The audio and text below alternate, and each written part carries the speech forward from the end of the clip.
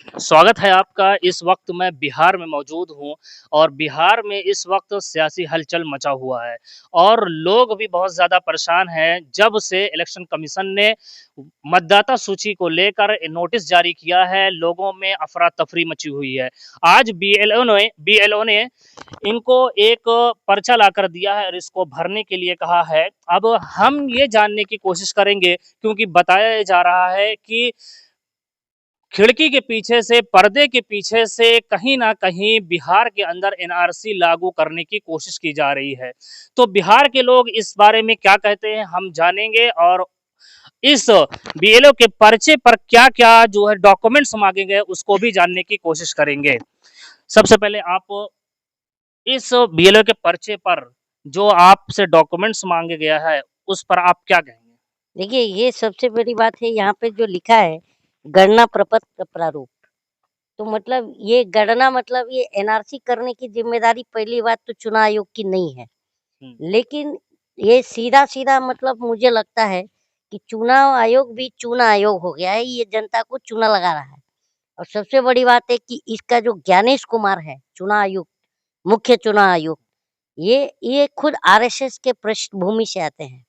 और ये पूरा खेल आरएसएस करना चाहता है और ये जो बार-बार जो एक ढोंगी घूम रहा है, मैं आपको पता है हिंदू राष्ट्र की माँग कर रहा है। आप जी, उसका नाम तो लोग जान जाएँगे लेकिन बताने की ज़रूरत नहीं, फिर भी मैं बता रहा हूँ बार-बार बिहार भी आ रहा है वो, जी, जिसका नाम है धीरेन्द्र कृष्ण शास्त्री। जी, वो बार-बार आ रहा है और हिंदू राष्ट्र की बात कर रहा है। तो जब हिंदू राष्ट्र बनेगा, तो सबसे पहले संविधान बदलना पड़ेगा, जी, क्योंकि जब जब एक हिंदू राष्ट्र बनेगा, तो उसमें लोकतांत्रिक प्रक्रिया को खत्म करनी पड़ेगी जी, और वो पूरा राजतंत्र साबित ये होगा। तो उसमें फिर वोट का कोई ज़रूरत ही नहीं होता है। तो ये पूरा पूरा प्रक्रिया यही है कि जो वोटिंग प्रणाली है भारत की, जो डेमोक्रेटिक प्रक्रिया में होती है, उसे खत्म करने की साजिश है। और एनआरसी की बात कर रहे हैं, तो जिस बिहार में खड़े हैं, तो क्या ये सरकार को नहीं पता है कि यहाँ पर आधी जो आबादी है बिहार की, ये बाढ़ में हर साल डूब जाती है। जब नेपाल पानी छोड़ता है, तो उनके घर डूब जाते हैं। हमने देखा है कि पूरा जब कटान लगता है, तो गाँव का गाँव जो है, कटान में बह जाता है। तो वो कहाँ से पेपर लाएँगे? और जो ये इसमें 11 जो एक ये है प डॉक्यूमेंट्स। डॉक्यूमेंट्स हैं, जिसमें ऐसे डॉक्यूमेंट्स माँग रहा है कि आपके माता-पिता का जो है जन्म प्रमाण पत्र बताइए 87 के पहले। तो 87 के पहले लोग घरों में पैदा होते थे। तो जो घर में पैदा होगा वो उस टाइम सर्टिफ़िकेट नहीं मिलता था। तो मैं अगर अमित शाह, मोदी को चैलेंज करता हूँ कि ये अपने माँ-बाप का सर्टिफ़िकेट लाके बता दें। क्योंकि इनके भी माँ-बाप जो है कहाँ पैदा होंगे? घरों में पैदा होंगे। उस समय सर्टिफ़िकेट नहीं बँटता था। ये बात अलग है कि जैसे मोटा भाई ने डबल एमए इंटायर पॉलिटिक्स में जी, जब मोदी जी की डिग्री छाप के दिखा सकता है, जी, तो ये भी छाप के ला सकता है कि गुजरात के वडनगर स्टेशन पे उनके माँ-बाप भी पैदा हुए थे। बोलते हैं ना वडनगर स्टेशन पे मैं चाय बेचता था। लेकिन चाय बेचते-बेचते आज पूरे देश और सबसे मैं ज़िम्मेदार इस अगर ये हम जनता को परेशान किया जा रहा है, तो इसका ज़िम्मेदार मैं राहुल गांधी को मानूँगा, कि राहुल गांधी जो है भारत जोड़ो यात्रा लेके निकल रहा है और नरेंद्र मोदी भारत खोदो यात्रा कर रहा है। ये बताइए भारत खोदो ही यात्रा है ये, लोगों को परेशान करना, कभी मस्जिद के नीचे जो है मंदिर ढूँढना, दरगाह के नीचे मंदिर ढूँढना, ये सब क्या है? तो ये सिर्फ़ भारत खोदो यात्रा जो है, तो ये चीज़ है और ये चीज़ गोटाबाया राजपक्षे, महिंद्रा राजपक्षे ने श्रीलंका में किया था और उसका क्या हश्र हुआ, ये मोटा भाई और लोटा भाई को समझ जाना चाहिए। जिस दिन जनता जागी, इन लोग को दौड़ा के पीटेगी और ये मैं नहीं कह रहा हूँ, ये राहुल गांधी कहा था कि जिस दिन भारत का युवा जाग जाएगा, उस दिन इनको डंडा लेके दौड़ाएगा और वो दिन आ रहा है। जब दिया जब फड़ बुझना होता है ना, तो उसकी लौ ज़्यादा जलने लगती है। अब इनका भी चिराग बुझने वाला है, आप मुझे कह रहे हैं कि कांग्रेस को भी आप राहुल गांधी को भी ज़िम्मेदार मानते हैं। बिल्कुल। देखिए इंडिया अलायंस के साथ अभी तेजस्वी ने एक प्रेस कॉन्फ्रेंस की, उसके अंदर जो है इस कानून का जो नोटिस आई हुई है, इसका विरोध किया है। देखिए इसका सीधा-सीधा ज़िम्मेदार विपक्ष है। मैं बार-बार कहता हूँ कि जब लोकतंत्र और जनता बर्बाद होती है, तो उसके 3 लोग ज़िम्मेदार होते हैं। एक बिका हुआ कलम, मरा हुआ विपक्ष और सोई हुई जनता। तो विपक्ष मरा हुआ है। मैं इस बात को इसलिए दावे से कह रहा हूँ कि राहुल गांधी को अगर भारत जोड़ो यात्रा लेके निकलता है तो पूरा देश उसके पीछे खड़ा हो जाता है। लेकिन आज राहुल गांधी इस मुद्दे को लेके रोड पे आना चाहिए, सड़क पर आना चाहिए और जनता उसके पीछे से राहुल गांधी के बैठेगी।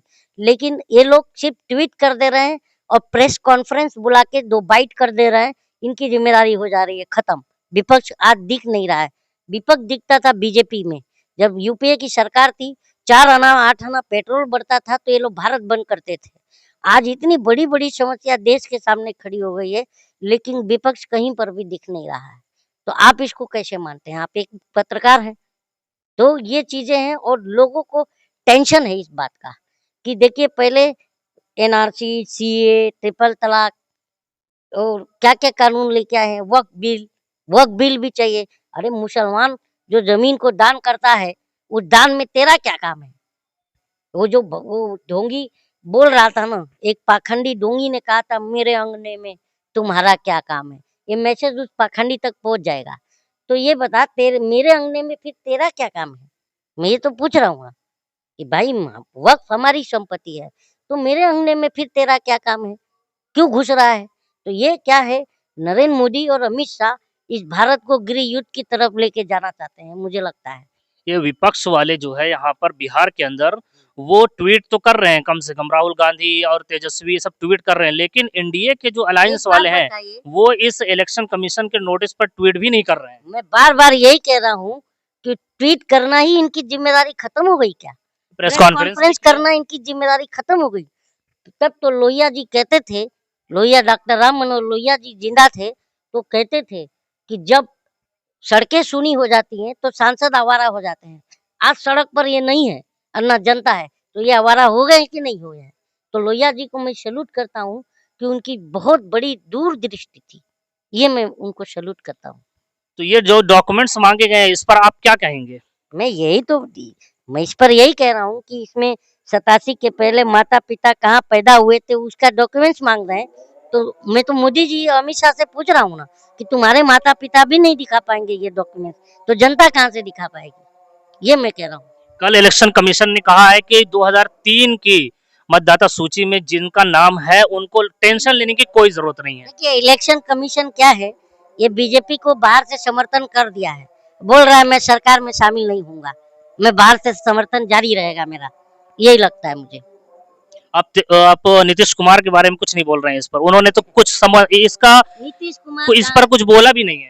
नीतीश कुमार आजकल डबल गांजा पी रहे हैं। मैं नहीं कह रहा हूँ, राबड़ी देवी का स्टेटमेंट है और ये बात सच साबित हो रही है क्योंकि नीतीश कुमार एक सेकुलर छवि के नेता थे और बहुत ही उन्होंने मुखर तरीके से अपनी बात रखते थे और सबसे पहला एनआरसी के खिलाफ जो है बिहार के सदन में प्रस्ताव लाने वाला नीतीश कुमार। तो आज जो चुपके से एनआरसी बिहार में अगर लागू कर रहा है चुनाव आयोग, तो नीतीश कुमार चुप क्यों है? मैं तो इनसे सवाल करना चाहता हूँ। और ये बात मैं इसलिए भी कहता हूँ कि ये सिर्फ बिहार तक सीमित नहीं रहने वाला है।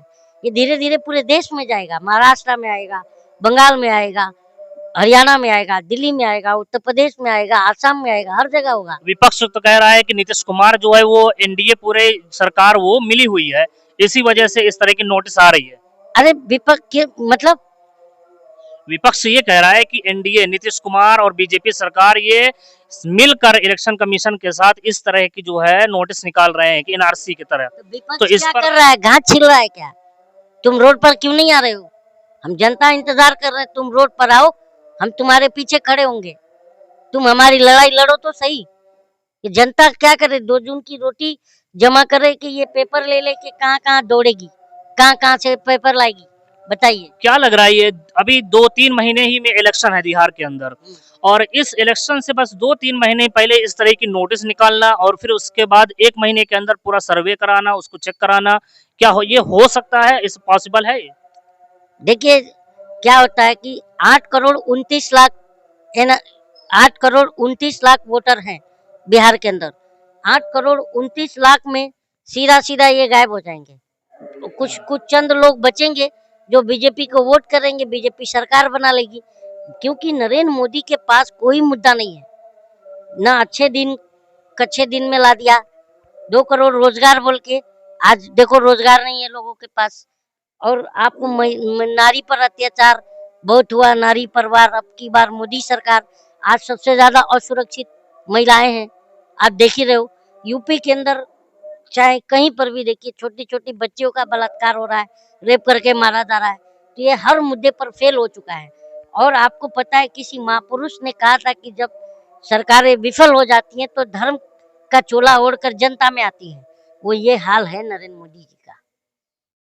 तो अब आप क्या करेंगे? बीएलओ ने तो आपको दे दिया है ये सर्टिफिकेट, ये पेपर, अब इसको क्या करेंगे आप? इसको क्या ये बत्ती बनाएंगे, अब बीएलओ के पिछवाड़े में डालेंगे। सिंपल सी बात है, क्योंकि किसी के पास ये डॉक्यूमेंट्स नहीं है। इसमें 70-80% पास लोगों के पास ये डॉक्यूमेंट्स नहीं है। तो बताइए ये कैसे करेगा ये?